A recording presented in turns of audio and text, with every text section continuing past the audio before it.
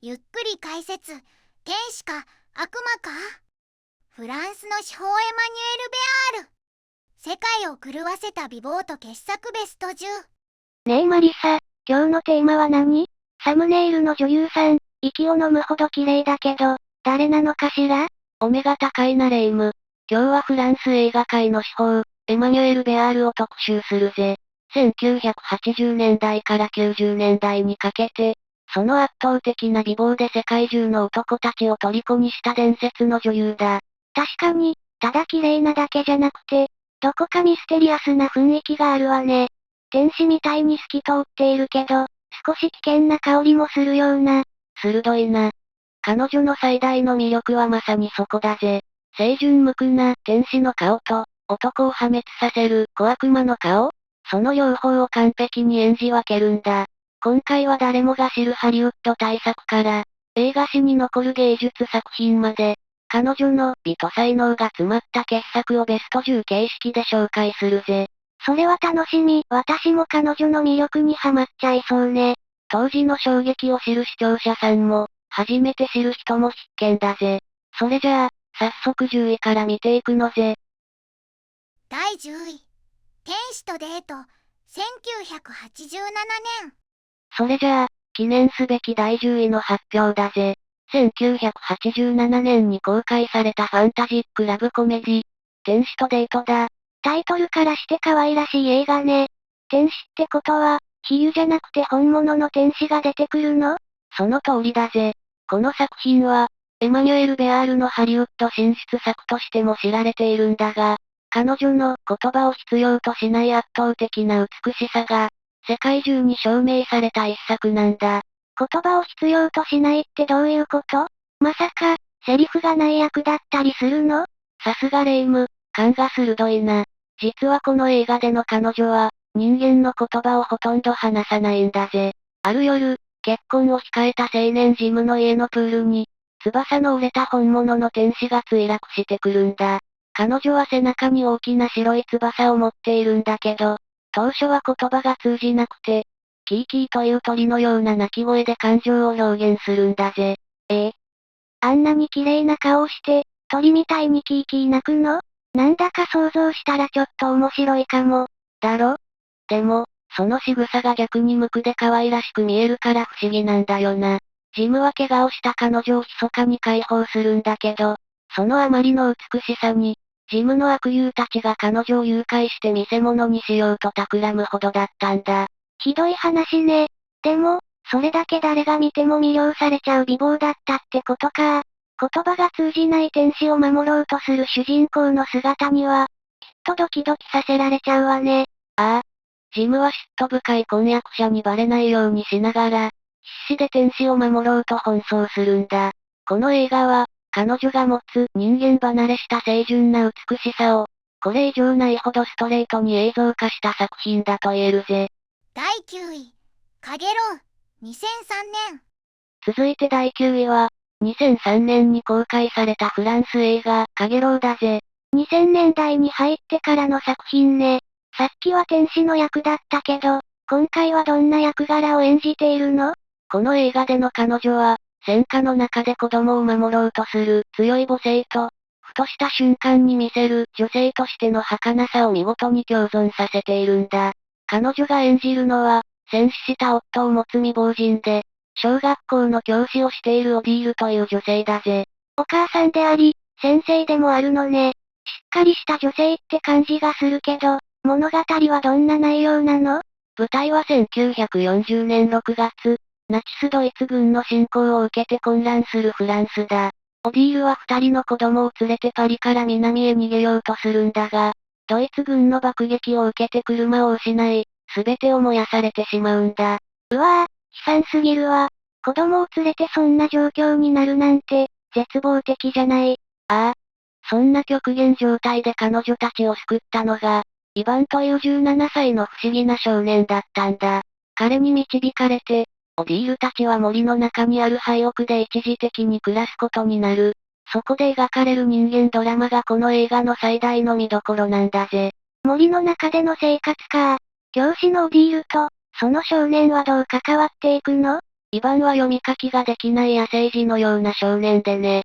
理知的な教師であるオディールとは正反対の存在なんだ。でも、社会から隔絶された森の中で過ごすうちに、二人の間には奇妙な絆が芽生えていく。ガスパール・ウリエル演じる少年との交流を通して、彼女が見せる複雑な表情は必見だぜ。第8位、愛の地獄、1994年。第8位にランクインしたのは、1994年のフランス映画、愛の地獄だぜ。うわぁ、タイトルからしていかにもドロドロしてそうね。地獄ってつくくらいだから、よっぽど恐ろしいことが起きるのかしら？ああ。でもこれは幽霊とか怪物が出るホラーじゃないんだ。実はこの映画、妻が美しすぎるという、ただそれだけの理由で夫が狂っていく心理サスペンスなんだぜ。どういうこと？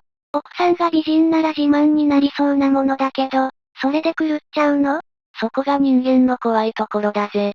エマニュエル・ベアール演じる妻のネリーは、夫のポールとホテルを経営しているんだ。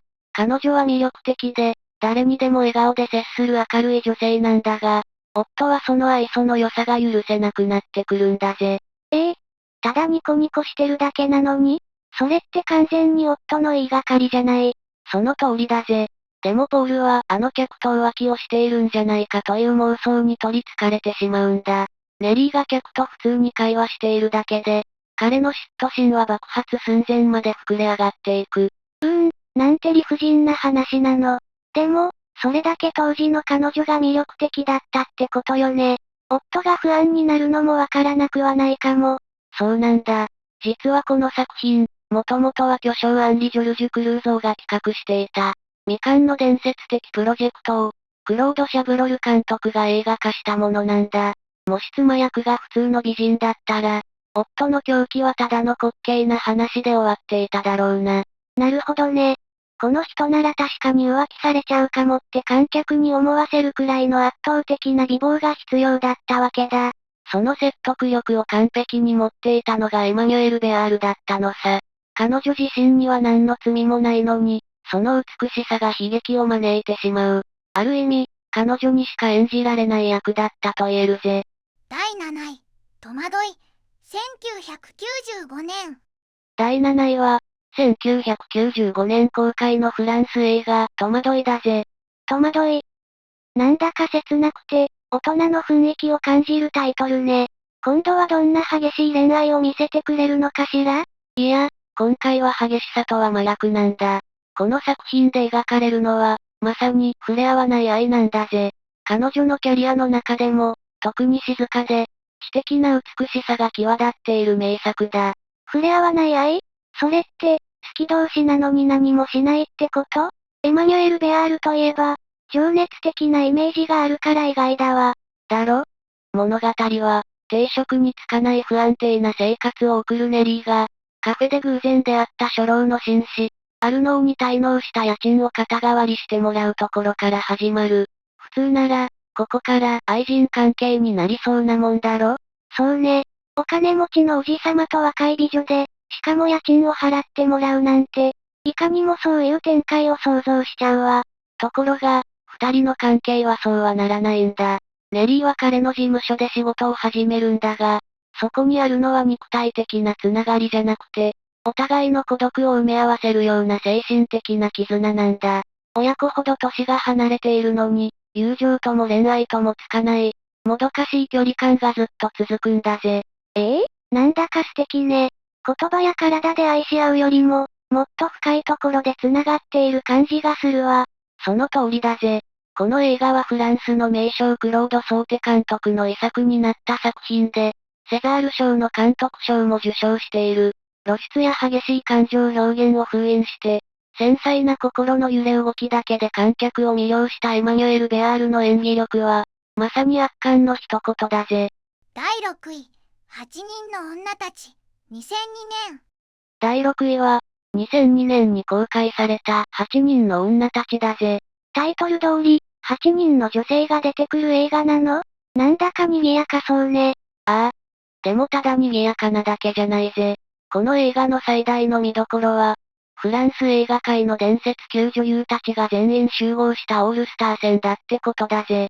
カトリーヌ・ドヌーブやイザベル・ユペールといった大女優たちが一堂に会して、豪華なドレスや衣装で美の共演を繰り広げるんだ。名前を聞いたことがある大女優ばっかりじゃない。そんな中で、エマニュエル・ベアールはどんな役を演じているの？彼女が演じるのは、新入りのメイド、ルイーズだ。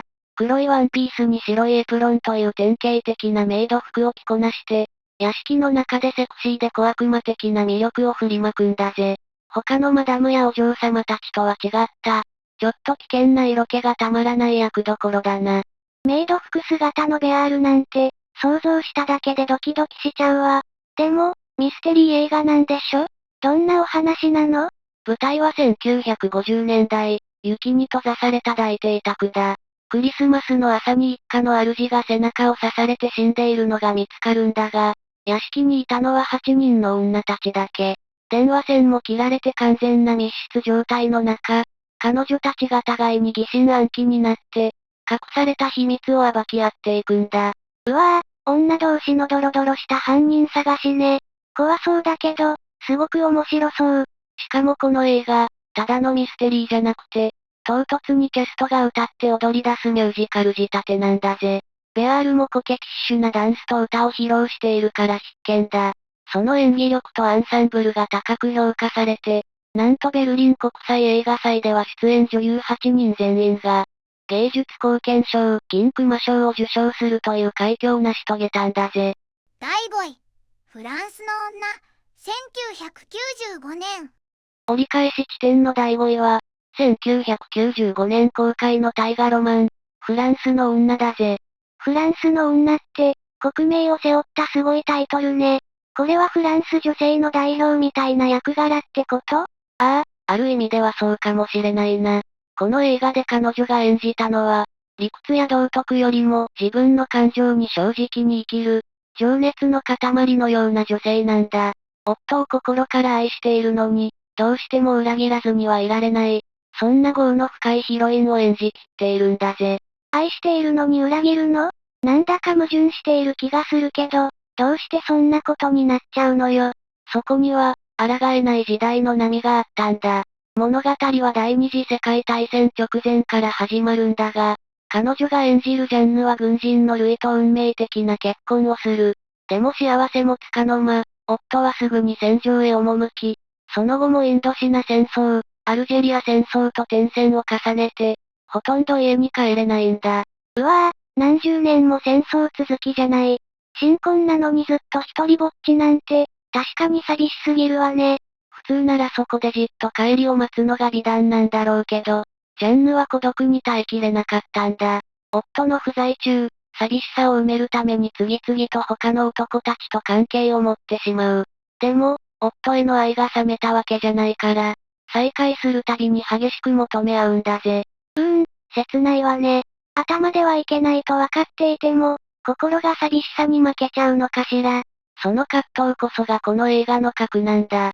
面白いことに、寛容な夫ルイを演じているのは、当時の実生活でのパートナーでもあったダニエル・オープイユなんだぜ。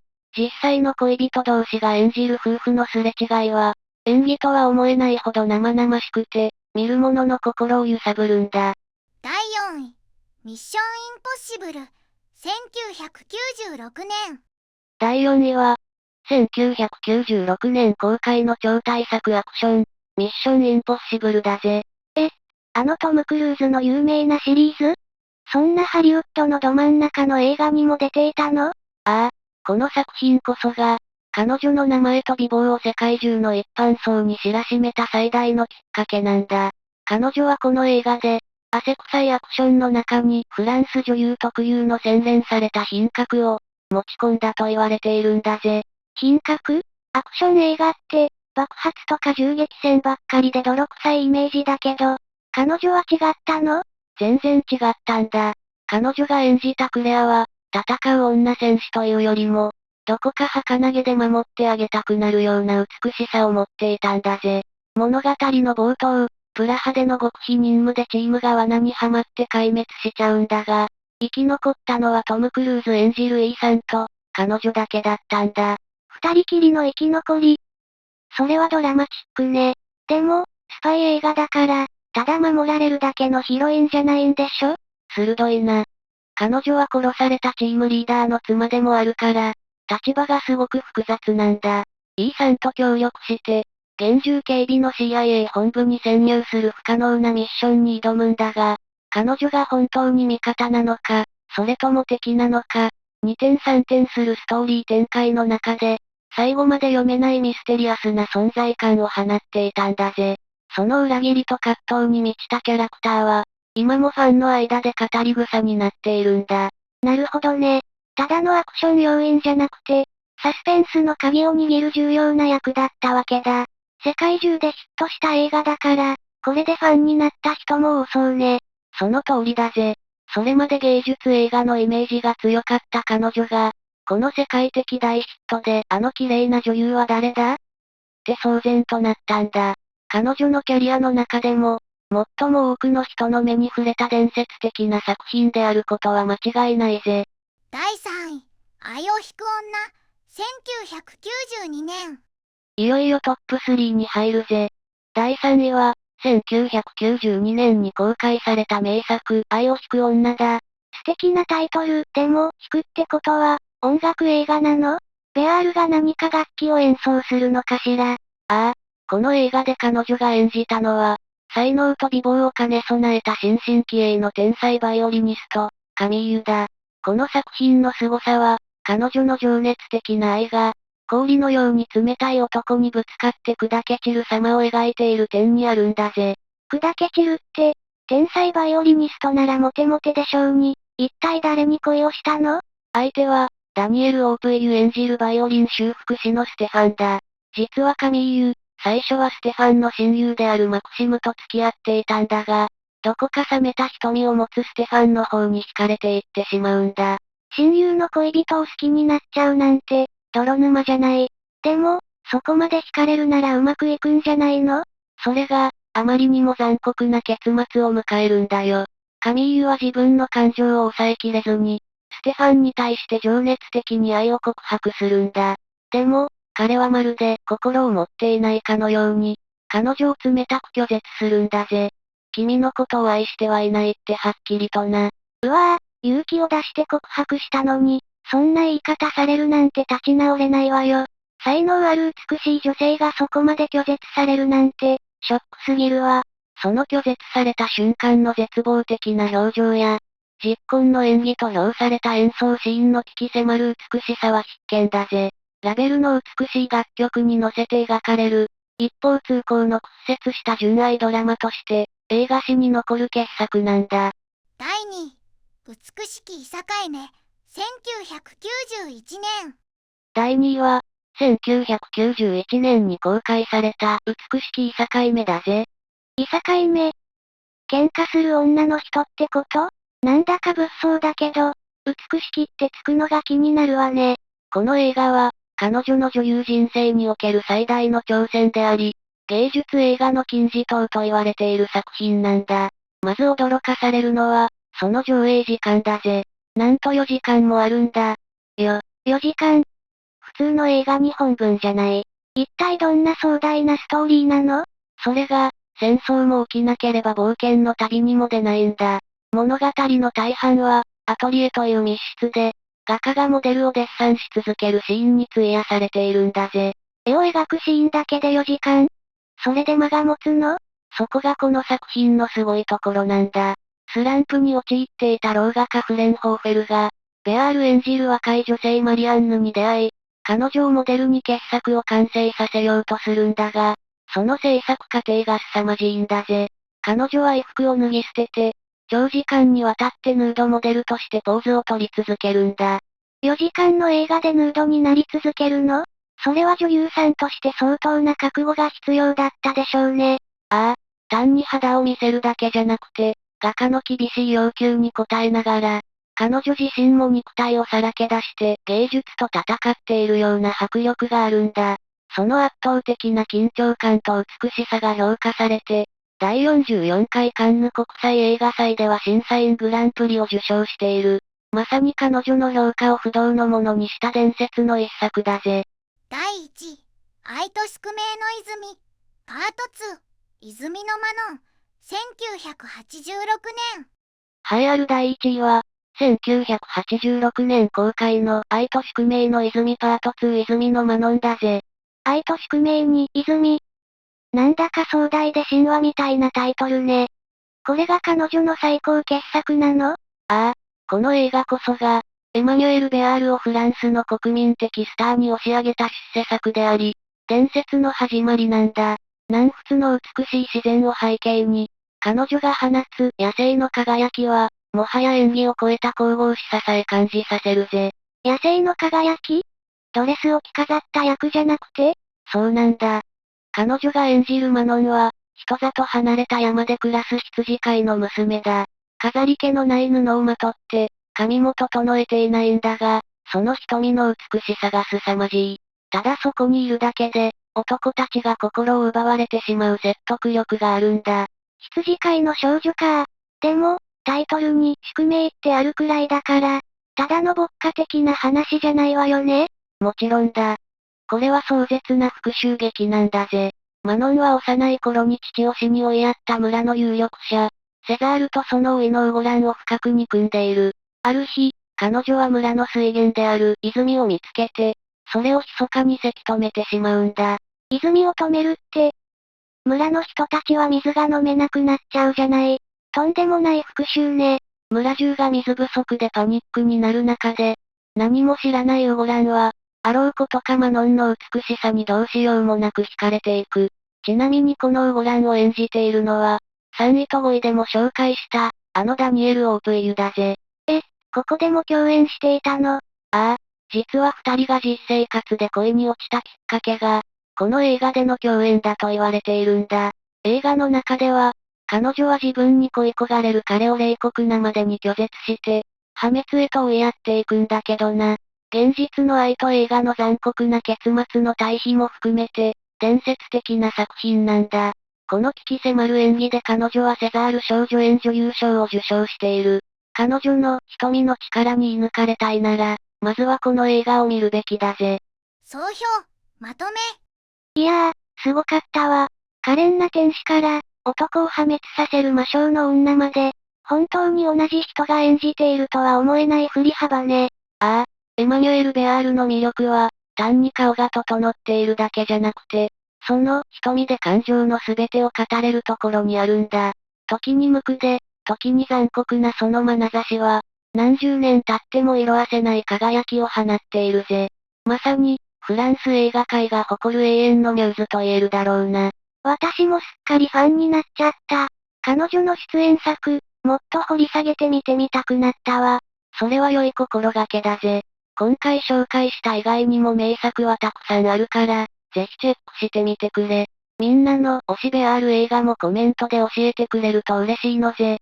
高評価とチャンネル登録も忘れずにお願いね。それじゃあ、また次の動画でお会いしましょう。ご視聴ありがとうございました。